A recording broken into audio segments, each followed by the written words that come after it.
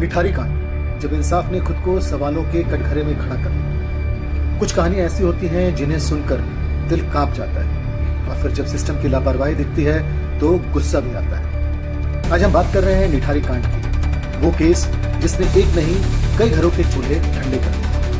बच्चे, लड़कियां और फिर उनकी सिर्फ हड्डियां मिली। पर असली शॉक तब लगा जब सालों बाद वही एक्यूज्ड सुरेंद्र कोहली और मोहिंदर सिंह पंढेर कोर्ट से बरी यानी एक्विट हो गए। तो सवाल उठता है, क्या असली गुनाहगार छूट गया या जांच एजेंसियों ने खुद अपने केस को कमजोर कर दिया? शुरुआत करते हैं जब गायब होने लगे बच्चे। साल था 2005। नोएडा के निठारी गांव में अचानक बच्चों के गायब होने की खबरें आने लगी। पेरेंट्स पुलिस के पास जाते, लेकिन जवाब था शायद घर छोड़कर चली गई होगी। 50 से भी ज्यादा शिकायतें दर्ज हुई, लेकिन पुलिस ने कोई सीरियस एक्शन नहीं लिया। कई महीने बीत गए और फिर आया दिसंबर 2006।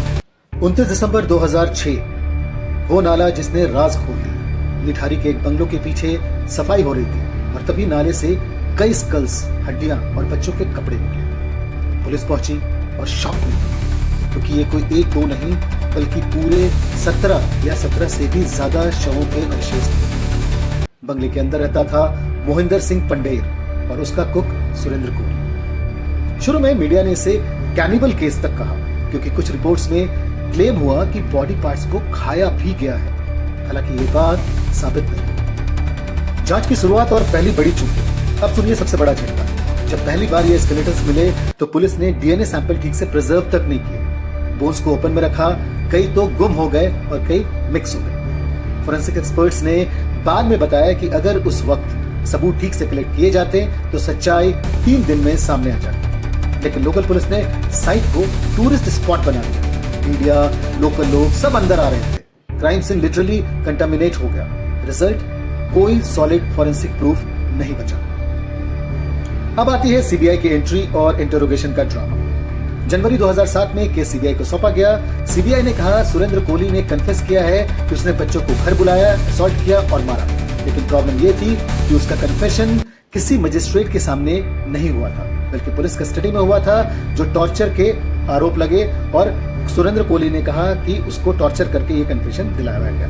बाद में कोहली ने कोर्ट में कहा कि मुझे झूठे बयान दिलवाए गए, मुझे नींद नहीं दी गई और मुझसे जबरदस्ती कन्फेशन कराया गया।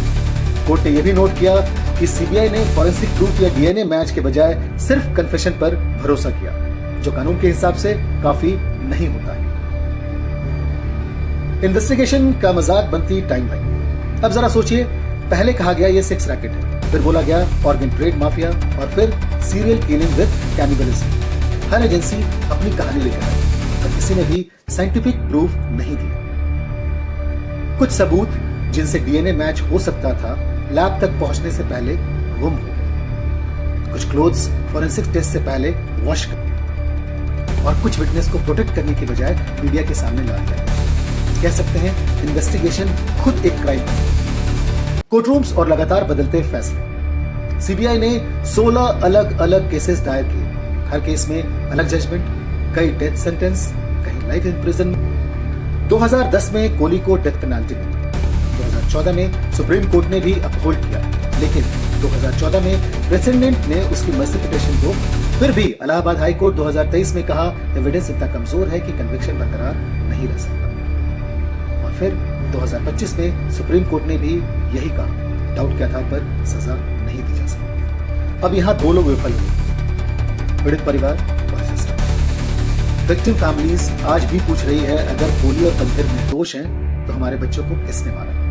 किसी को क्लोजर नहीं मिला, न सिस्टम ने न सोसाइटी ने। सुप्रीम कोर्ट ने भी साफ कहा, हम रिग्रेट करते हैं कि असली अपराधी पकड़ा नहीं गया। यह लाइन ही बताने के लिए काफी है कि निठारी कांड सिर्फ एक केस नहीं, हमारे जस्टिस सिस्टम की कमजोरी का सिंबल है। अब इससे क्या क्या लेसन हम सीखते हैं? निठारी कांड ने हमें दिखाया कि अगर इन्वेस्टिगेशन ऑनेस्ट और प्रोफेशनल ना हो तो पूरा जस्टिस सिस्टम गिर जाता है।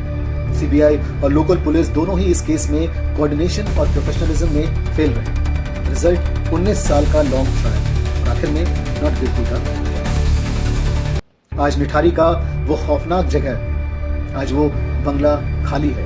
नया जनरेशन वहां के किड्स को लेकर जोक करते हैं, लेकिन उन फैमिलीज के लिए वो जोक नहीं, वो अभी भी एक नाइटमेयर है। 19 साल बाद भी उनके सवाल वही हैं। कौन था वो जिसने हमारे बच्चों को मारा?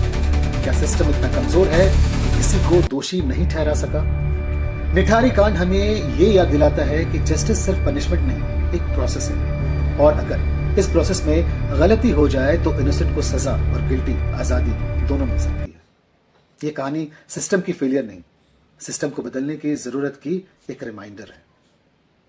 जय हिंद दोस्तों।